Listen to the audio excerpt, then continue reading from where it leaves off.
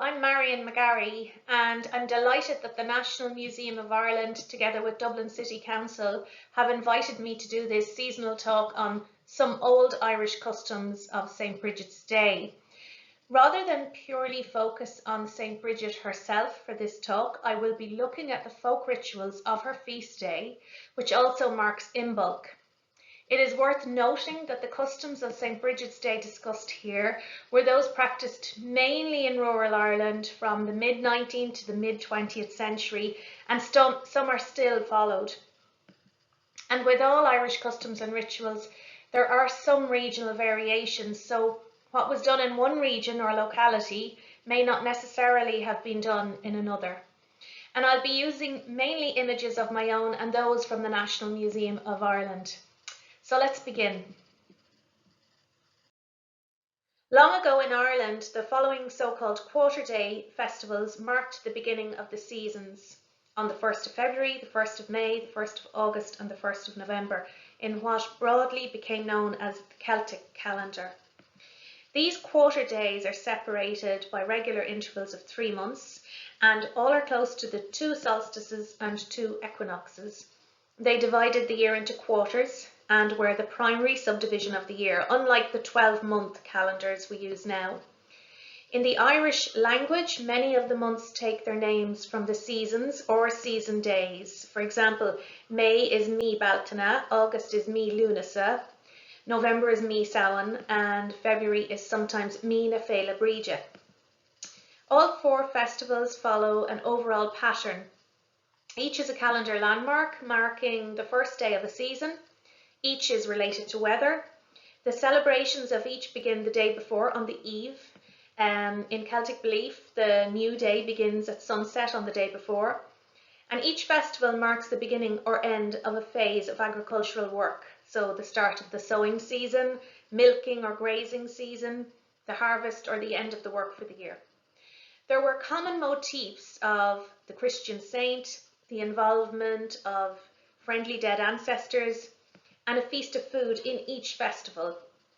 The time around each festival was believed to be a liminal time, most especially the eves of Baltana and Samhain, or Halloween, when supernatural activity was believed to be at its height.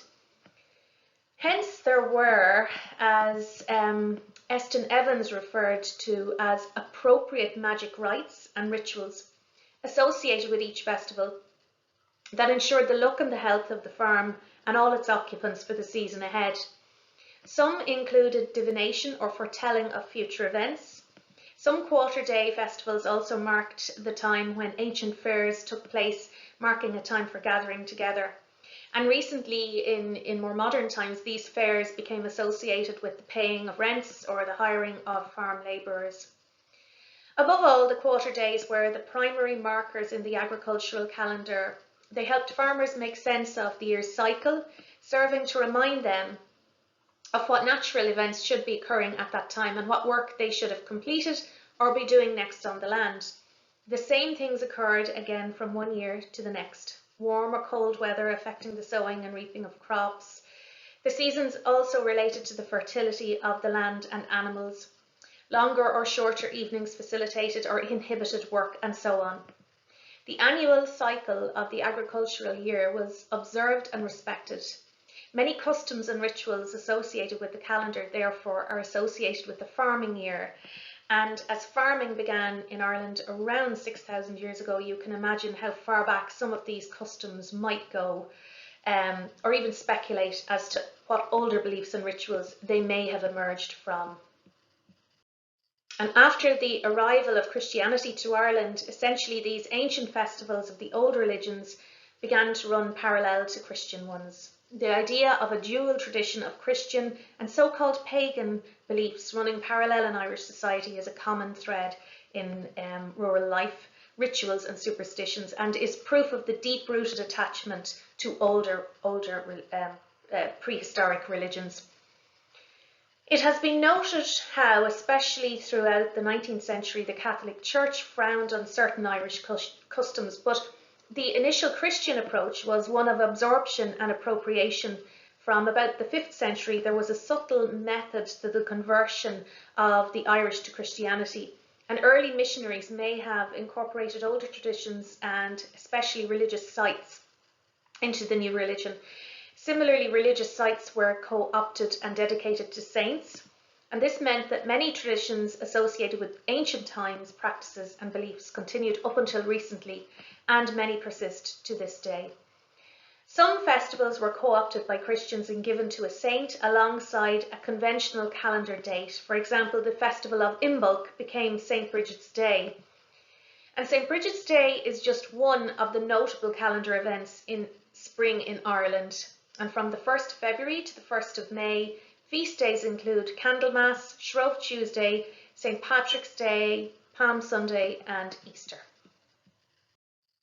St. Brigid's Day, or Lá Éile Bríde, on the 1st of February occurs at the time of Imbolc, an ancient festival marking the beginning of spring. Imbolc, amongst other things, marked the beginning of the lambing season, and in Ireland it became Christianised as the feast day of St. Brigid, and she is the foremost female Irish saint, on par with St. Patrick, and a Christian version of the celebrated universal pagan, so-called pagan goddess Brigid.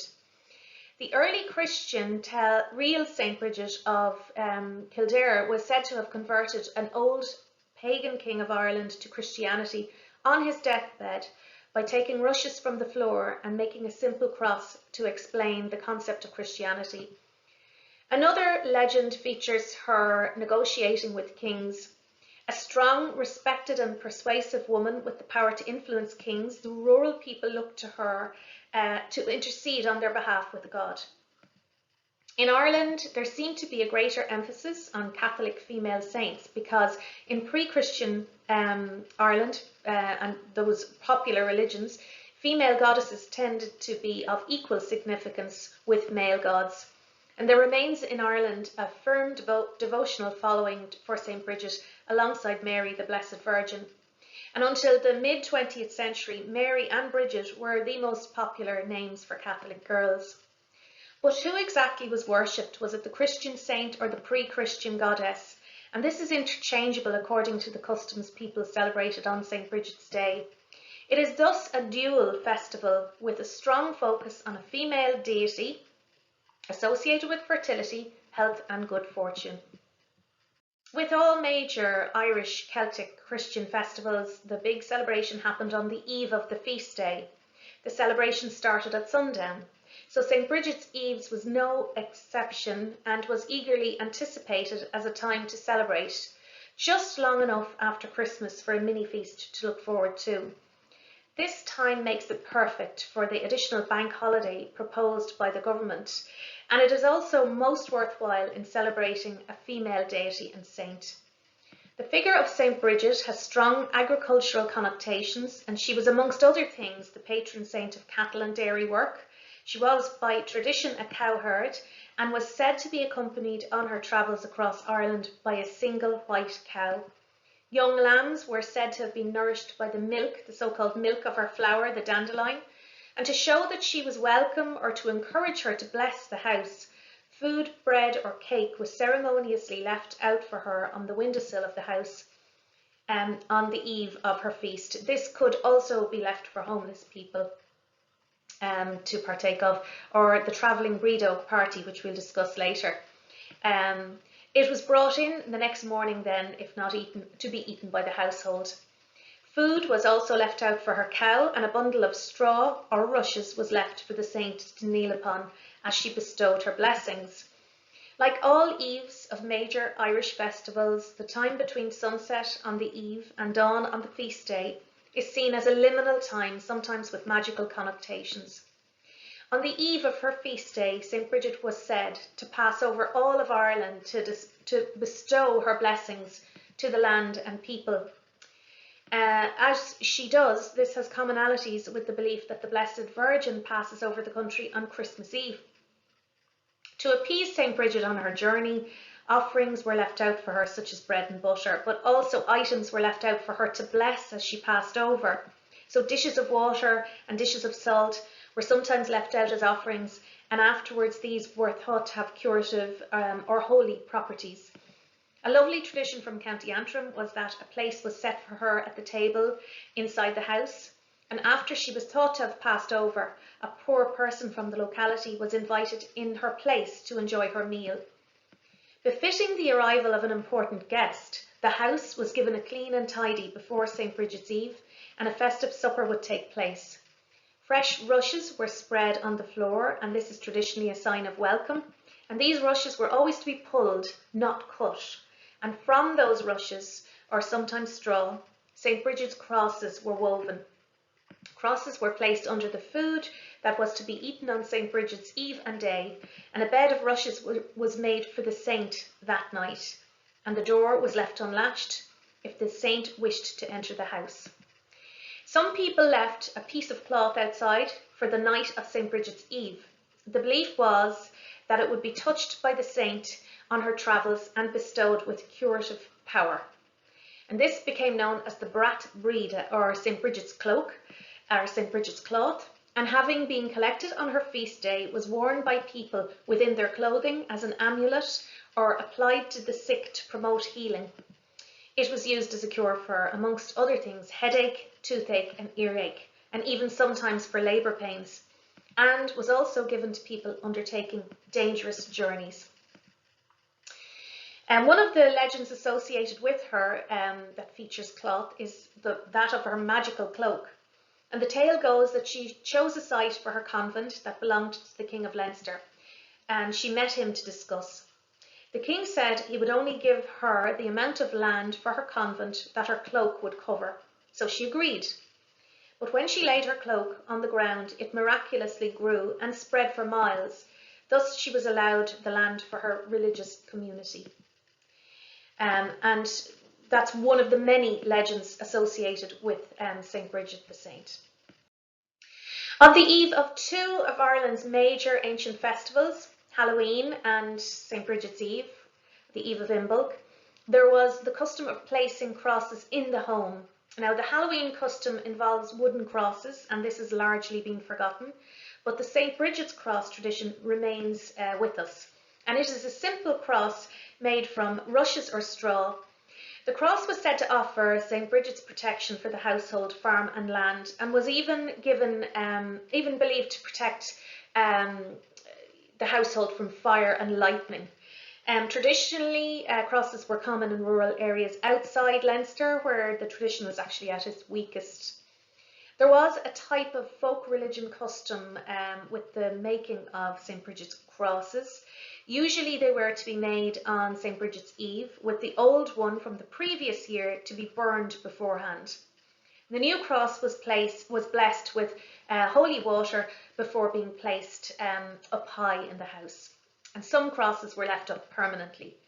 And burning a holy object may seem sacrilegious to Christians, but this was an ancient custom that people really had held on to, and may serve to show that they intrinsically understood this to be a folk religious practice that they allowed to run parallel to their conventional Christian beliefs, as was so often the case in Ireland.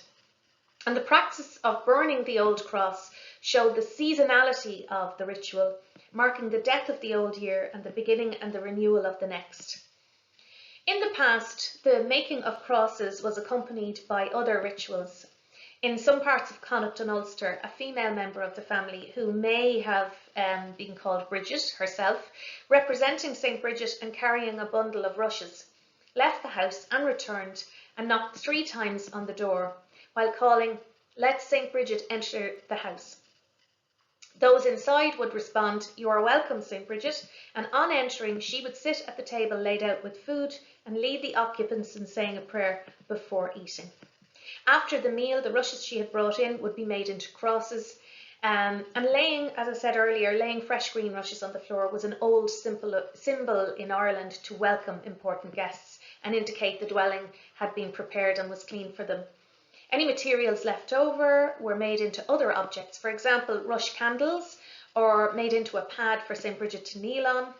Again, this was another item thought to have curative properties, and in some places was known as St. Brigid's bed. Crosses are still hung today in Irish homes, classrooms, even cars, and design variations for crosses occurred in different regions. A type of cross made in Sligo and Leitrim was made by interlacing several straws of reed in a crisscross pattern and tying each of the 4 sets to form a cross.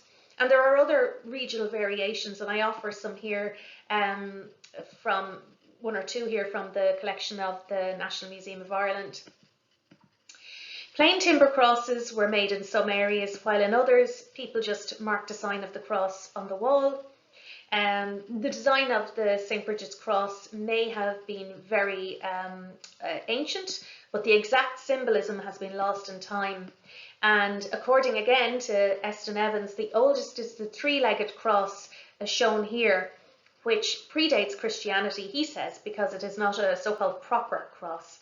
And 3-legged crosses were usually consigned for outbuildings that contained animals because they obviously needed protection as well. And Evans also referred to the diamond type cross or lozenge as a so-called magical symbol of sun or eyes, and by indication this was a very ancient design indeed. And I also must refer the viewer here to a wonderful book produced by Anne O'Dowd of the National Museum of Ireland called Hay, Straw and Rushes. It's a really fantastic book that goes into a greater amount of detail and expertise than I can offer here on the customs of St. Brigid's Eves and particularly cross making. Now the most popular style is the 4-legged cross shown here. It is a thing of beauty, it is simple and fast to create, and this is a characteristic that makes them a very popular project for children in Irish primary schools near St. Brigid's Eve. And there has been much conjecture on the origins and symbolisms of St. Brigid's crosses, including some debate about whether the 4-legged design is similar to ancient European swastika forms. Both have similarities, yet the central feature of the 4-legged cross is not a true swastika. And in addition, the central pattern, in my opinion, bears similarities to the lozenge shapes seen on many carved stone monuments erected by Ireland's first prehistoric farmers. But whether this is specifically linked to such art or emerged as a design because it was simple to make or for other reasons just cannot be known. So we have to guess. Some Catholics brought their homemade crosses to their local church to be blessed, but this was only if the local priest was sympathetic. And many priests were not. They dismissed it as superstitious folk religion and not true Catholicism. We can see the same tension running through most of the church's views on other Irish customs, particularly wake customs such as keening and games and patterns, and so on and so forth. Now, on St. Brigid's Day itself, throughout Ireland, people visited holy wells dedicated to St. Brigid for holy water, which was believed to be more potent if collected on her feast day. Now, this was sprinkled on objects, people and animals to offer them her protection. There are around 3,000 holy wells in Ireland, and although many of them are dedicated to saints, the custom of visiting wells for cures is a pre-Christian survival. Christians co-opted these old sites and hence they continue to be used today. People past and present go on pilgrimages to the wells to pray for a particular purpose, for a special intention. The people pray to the saint in whose honour the well is dedicated. Many sick people visit holy wells to seek a cure for their ailment, and some wells themselves are associated with specific cures. So one well might give you a cure for a skin rash, or one well might be good for a cure for warts or sore eyes, and so on. And they were usually visited on the first Sunday after each quarter day of the Celtic year, or on the saint's feast day. So pilgrims go to some wells to go and do the rounds. And doing the rounds usually involves walking at least 3 times around the well in a sunwise direction, saying the rosary or other prayers, and then finishing off by taking a drink from the well. And some wells have origin legends attached to them, and others are thought to be magical. So, for example, St. Patrick's Holy Well in Sligo, also known as the Hawk's Well, is said to alternatively contain both seawater and fresh water, and it is believed that the water taken from that well can't be brought to a boil. And pilgrims who complete their rounds there are said to be able to glimpse a magical, indestructible trout inside that well that will show itself only to the cured. Many holy wells around the country have similar belief systems attached to them in their own unique ways. It was believed that if a holy well was desecrated, and they should not be desecrated, but if they were, they would dry up, and that all of its curative power would be transferred to the nearest tree. And indeed, many holy wells are accompanied by ancient trees such as ash or hawthorn growing alongside them as a hint to pre-Christian tree worship. And a common sight at holy wells is the decoration of these trees with offerings, rags of every colour, holy medals, rosary beads and other small items, stemming from the belief that by leaving the rag or offering, pilgrims leave the disease that they are seeking a cure from after them. And as the rag decays, so too does the disease. And sometimes the deposits are inserted into the bark of a tree, pins, bits of metal, coins and so on, each offering representing a wish or a prayer. And these days, people, or less people, visit holy wells than the huge numbers they used to attract in the past. But many remnant customs are still very much alive. And there are a great number of holy wells devoted to St. Bridget across the country. And these are visited on her feast day. On St. Bridget's Day itself, also, a humble feast would also occur to mark the day. Colcannon might be served, and this is a side dish made of boiled potatoes, cabbage and chopped onions, topped off with butter and mashed together with butter and buttermilk. And it is associated with Halloween, but would also have been consumed on other festive days such as St. Bridget's Day. And it could be served in a big communal dish with a hollow made in the centre filled with melted butter for dipping into. This might be followed by apple cake or barmbrack, and fresh butter was churned specifically for St. Bridget's Day. Prosperous farmers gave butter and buttermilk to their poorer neighbours. Some killed an animal and shared the portions to allow their poorer neighbours something for their festive supper too. St. Bridget's Day was an important marker in the calendar because it was seen as also a day of stock taking in the house, and for farmers and housewives to try to guess how long more stores of food would last, so salt, flour, bacon, etc.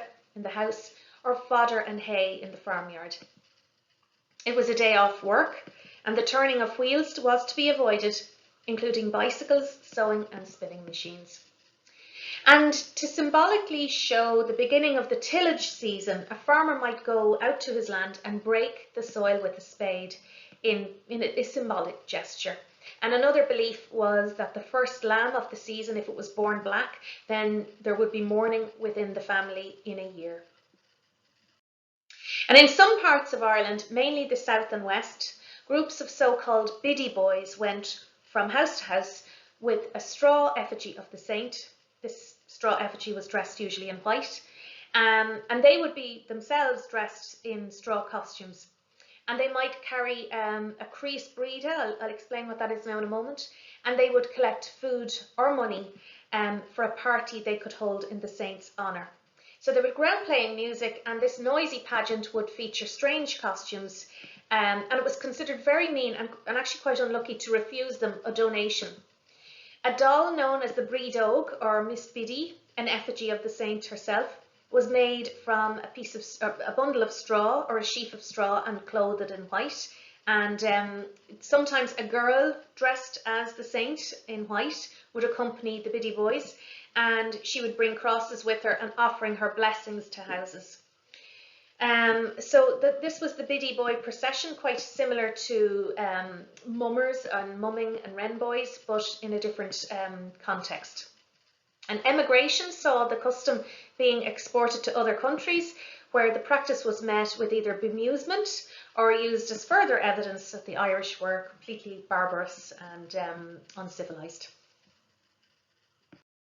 And in some parts of the west of Ireland, a Crios brida was made. Now this was a very large straw rope which was tied together at the ends, and it formed a large circular shape to become a kind of like a step-through straw girdle. And it contained woven crosses in its design sometimes as well, as shown here. And on St. Bridget's Day, the Crios would be brought around to houses in the locality, sometimes by the Biddy boys and sometimes just passed around. And the woman of the house would go through the Crios by putting it over her head and down over her whole body to her toes before she would step out of it.